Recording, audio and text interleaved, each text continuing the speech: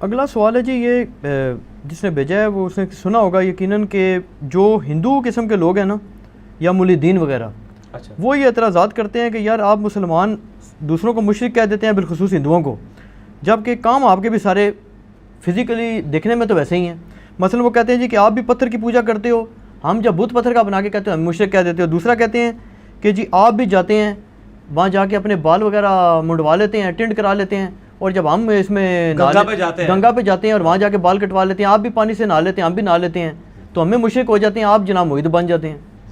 اس میں کیا فرق ہے؟ جی سوال تو ان کا لاجیکل ہے۔ فرحان بھائی یہ ساتھ ہیڈ فون بھی تھوڑی دیر بعد لگاتے رہیں جب آپ ادھر ادھر کرتے ہیں کہ یہ آواز مس نہ ہو جائے، ٹھیک ہو گیا؟ یہ لاجیکلی تو سوال ان کا بالکل صحیح ہے۔ اب ہم اس کو ایڈریس کرتے ہیں لاجیکلی۔ پہلی بات یہ ہے کہ ان کا یہ کہنا کہ ہم بتوں کے آگے جھکتے ہیں اور آپ خانہ کعبہ کے آگے جھکتے ہیں، دنیا میں کسی ایک مسلمان کا بھی عقیدہ ہے کہ خانہ کعبہ ہمارا معبود ہے؟ نہیں، کعبے کی تو کوئی حیثیت ہی نہیں ہے۔ صحیح بخاری کے اندر حدیث موجود ہے، سیدنا ابو بکر صدیق رضی اللہ تعالیٰ عنہ علیہ السلام نے نبی علیہ السلام کی وفات والا چیپٹر کتاب المغازی میں نکالے، نبی علیہ السلام کی میت مبارک کے اوپر جو خطبہ دیا ہے اس میں کیا الفاظ ہیں؟ من کان یعبد محمدا فإن محمد قد مات،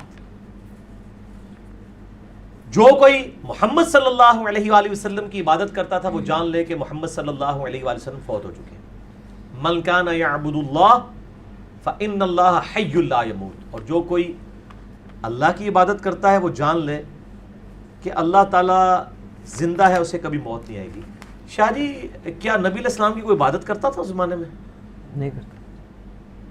تو سیدنا ابو بکر نے یہ فرضی خطبہ کیوں دیا ہے؟ توحید کو اسٹیبلش کرنے کے لیے، کیونکہ اس سے پہلے ایک بہت بڑا واقعہ ہو چکا ہوا تھا جو آج تک ہم بھگت رہے ہیں، کہ آج دنیا میں 2.25 ارب انسانوں نے حضرت عیسیٰ علیہ السلام کے نام کے اوپر شرک کھڑا کیا ہوا ہے۔ تو حضرت عیسیٰ علیہ السلام کے نام پہ ان کا قصور نہیں ہے، کہیں ایسا نہ ہو کہ عیسیٰ علیہ السلام کے بعد نبی علیہ السلام کی امت بھی ان کے ساتھ وہی کام نہ شروع کر دے، جو صحیح بخاری میں حدیث ہے، دیکھنا میری شان کو اس طرح بلند نہ کرنا جیسے عیسائیوں نے حضرت عیسیٰ علیہ السلام کو ڈیوینٹی میں کلیم کر دیا، میں اللہ کا بندہ اور اس کا رسول ہوں، مجھے اللہ کا بندہ اور اس کا رسول کہنا۔ نبی علیہ السلام اپنی امت کو سمجھا رہے تھے اور سیدنا ابو بکر نے تو حق ادا کر دیا، یعنی ایک فرضی بات کر دی کہ اگر کوئی کرتا تھا جان لے، اب چھوڑ دے کہ نبی علیہ السلام فوت ہو چکے ہیں۔ جو فوت ہو جائے، جسے موت آ جائے، اس کی عبادت نہیں ہو سکتی، اللہ زندہ ہے، اس کو موت نہیں آئے گی۔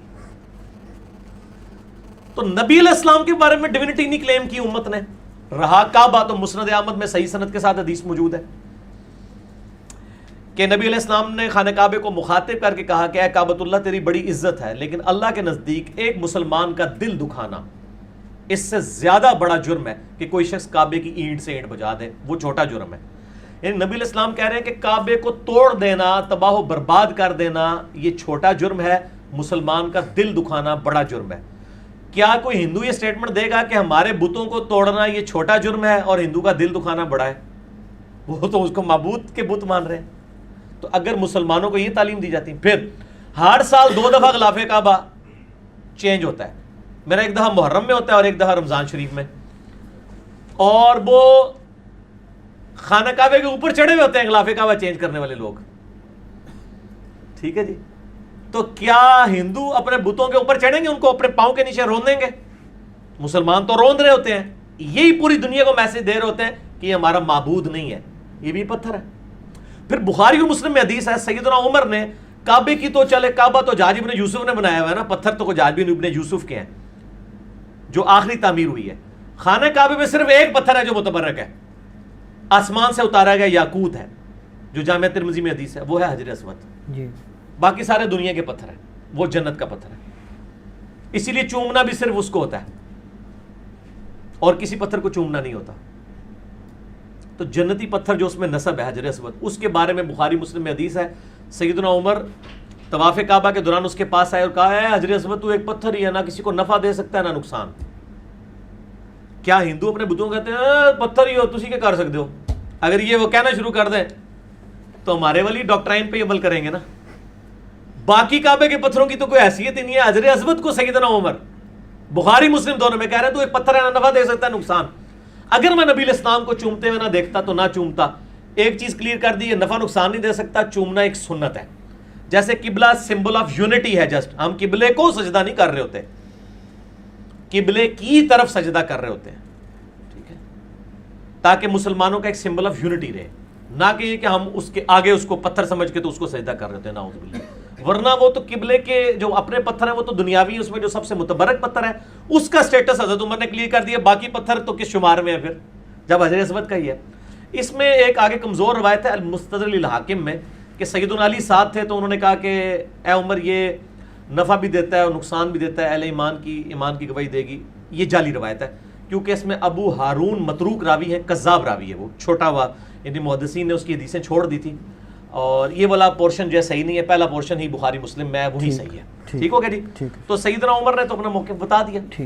اب آ جائیں گنگا پہ نہانے کا، گنگا کی سند کوئی کتابوں میں نازل نہیں ہوئی ہے، اور الہامی کتابوں کے اندر زمزم کی سند موجود ہے، زمزم کا ذکر تورات کے اندر بھی موجود ہے، آج بھی آپ اولڈ ٹیسٹمنٹ نکال کے دیکھ لیں، اور ہماری احادیث کے اندر بھی موجود ہے، اور باقی بال منڈوانا یہ ساری چیزیں چلیں یہ چھوٹی ثانوی حیثیت ہے، اصل چیز ہے توحید کا مسئلہ، اور وہ یہ کہ ہم خانہ کعبہ کو نہیں پوجتے، کوئی دنیا کا مسلمان خانہ کعبہ کو اپنا معبود نہیں سمجھتا۔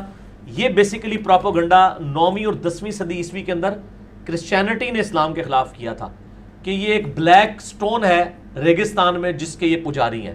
آپ کو پتہ ہے یہ جب تک مسلمانوں کی دعوت گوروں تک صحیح طریقے سے نہیں پہنچی نا کتابوں کی شکل میں، تو انہوں نے اپنی پبلک کی مت اسی طریقے سے ماری ہوئی تھی۔ جیسے ہم قرآن و سنت سے بات کرتے ہیں نا تو کہتے ہیں یہ تو جناب وہابی نے، ہم کہتے ہیں ہم نہ وہابی نہ بابی، یہ کلپ میرا دیکھو، نہ میں وہابی نہ میں بابی، ٹھیک ہے، جہاں وہابی نے انہوں نے پوچھو تو تسی آپ بابی ہو، تسی آپس ہی اپنے معاملات طے کرو، اسی تے کتاب و سنت کے ماننے والے ہیں۔ تو ایک پروپیگنڈے کے لیے زہریلے الفاظ بولے۔ کرسچنز نے جب دیکھا صلیبی جنگیں تو وہ ہار رہے ہیں، انہوں نے مسلمانوں کے خلاف زہر گھولا کہ یہ تو بت پرست ہے، پیگن ہے، یہ اللہ کو نہیں مانتے، ٹھیک ہے، جو انسانوں کا اماموں نہیں مانتے، حالانکہ اماموں کو ہم ہی تو مانتے ہیں۔ آپ کے پاس تو یہ کتابیں پڑھی ہوئی ہیں، ہم تو پڑھی ہوئی بھی ہیں اور دکھاتے بھی ہیں۔ تو یہ پروپیگنڈا کیا، بلیک سٹون کو پوچھتے ہیں۔ پھر مسلمانوں نے کلیریفیکیشن دی۔ آپ دیکھیں اجماع اور اجماع کی خوبصورتی دیکھیں اور اسلام کی حقانیت کہ کسی تھکڑ سے تھکڑ مسلمان کو، میرے جیسے کو کھڑا کر کے پوچھیں تو وہ بھی کہے گا یار کعبے کو تو نہیں ہم پوچھتے، کعبہ تو یار پتھر ہے، اور کعبے کی ڈائریکشن بھی صرف فرض نماز میں، نفلی عبادت میں نبی علیہ السلام نے کعبے کی ڈائریکشن کا بھی اہتمام نہیں کیا، جس طرف سواری موڑ رہی تھی اس طرف کیا۔ حضرت بلال کو خانہ کعبے کے چھت کے اوپر چڑھا کے جو ہے وہ اذان دلوائی۔ مسند احمد میں آتا ہے مولا علی علیہ السلام کو اپنے کندھوں پہ سوار کر کے کعبے کے اوپر چڑھایا اور بتوں کو توڑوایا، ورنہ تو مطلب ایک منجنیق رکھی جاتی، اس سے بندہ لٹکایا جاتا، کدھر پیر نہیں لگ جان کعبے ہوتے، بے ربطی ہو جائے گی۔ اور پریکٹیکلی مسلمانوں نے نعوذ باللہ جو کچھ کعبے کے ساتھ کیا ہے، یزید نے اور حجاج بن یوسف نے، اس نے تو رہی سے ہی کسر بھی نکال دی، اب بھی کسی کو یقین نہیں آتا۔ گو وہ ایک نیگیٹو کام تھا، لیکن میں یہ بتانا چاہ رہا ہوں کہ وہ انہوں نے اس چیز کی پرواہ نہیں کی ہے، ٹھیک، تو یہ ان کا موقف بالکل باطل ہے، ٹھیک ہے۔ ہو گیا۔ اچھا، جن قبروں وغیرہ پر شرک موجودہ دور میں ہو رہا ہے اور ان کے متعلق تواتر سے یہ بات یعنی کہ جو ہمارے اس بالخصوص سب کانٹیننٹ میں کہی جاتی ہے کہ جی یہ بڑے جو ہیں مشہور اولیاء تھے اور بڑے یعنی اچھے لوگ تھے اور انہوں نے مسلمان کیا لوگوں کو ساروں کو، تو یہ آپ کیا سمجھتے ہیں کہ مطلب ہے آج کے لوگ جو کر رہے ہیں کیا اس کی ذمہ داری ان پر عائد ہوگی جو کہ 4 5 5 8 800 1000 سال پہلے دنیا سے جا چکے ہیں؟ دیکھیں جی یہ جو 800 1000 سال پہلے جا چکے ہیں نا جی، ان سے پہلے تو ہمیں ان بزرگوں کو پکڑنا چاہیے جو 800 سال والوں سے بھی پہلے 500 سال پہلے گزر چکے ہیں، یہ صحابہ تابعین تبع تابعین، امام بخاری امام مسلم، جن کی اتھینٹسٹی ہے دنیا میں، جن کی کتابیں مانی جاتی ہیں۔ آپ کے لوکل بزرگوں کو دنیا میں کہیں نہیں جانا جاتا، یعنی امام بخاری کا ہم نام لینا دنیا کے کسی کونے میں مسلمان کو پتہ ہوگا، لیکن آپ اپنے کسی محلے کے، کسی گلی کے، کسی شہر کے بزرگ کا نام لینا دوسرے ملک میں تو نہیں جانتے ہوں گے۔ لہٰذا یہ سارے لوکلائزڈ لوگ ہیں، یعنی انٹرنیشنل لیول کے لوگ نہیں ہیں یہ۔ باقی رہا کہ ان کے عقائد کیا تھے، ہمیں اس کی ڈیٹیل میں جانے کی ضرورت نہیں۔ ان کی کتابیں جو ہم تک پہنچی ہیں وہ ٹیمپرڈ فارم میں بھی ہو سکتی ہیں، اس میں عقائد تو کتاب و سنت کے خلاف ہے، ان کے بارے میں ہم اس لیے حکم نہیں لگا سکتے، وہ ہمارے سامنے موجود نہیں ہے۔ عین ممکن ہے ان کی کتاب ہی نہ ہو۔ کتنی گستاخانہ عبارتیں میں نے ہائی لائٹ کی ہیں مسئلہ 71B کے اندر انڈیا اور پاکستان کے بزرگوں کی 19 گستاخانہ عبارات کا تحقیقی جائزہ. اگر ان کی یہ ضد ہے کہ یہ کتابیں ان کی ہیں تو یہ بڑا خطرناک معاملہ ہو جائے گا. ہمارا موقف یہ ہے کہ جو مر چکا ہے اپنے انجام کو پہنچ چکا ہے, اچھا یا برا اللہ تعالیٰ کے سپرد. ہم کسی کے بارے میں کوئی نیگیٹو بات نہیں کرتے اور کسی کے بارے میں ایسی پازیٹیو بات بھی نہیں کرتے کہ کل کو ہمیں اللہ کے حضور جواب دے ہونا پڑے. ہم خاموشی اختیار کرتے ہیں. ہم آج کے دور کے لوگ جو عقائد لے کے آئیں گے ان کو کتاب و سنت کے اوپر پیش کریں گے. پرانے لوگوں کا معاملہ جو ہے نا وہ ان کے ساتھ رہنے دیں. آپ تعلیمات کو ڈسکس کریں کہ یہ تعلیم ہے. ہم تو کہتے ہیں ان کے بارے میں جو چیزیں منسوب کر رہے ہیں وہ صحیح سند سے ثابت ہی نہیں ہے.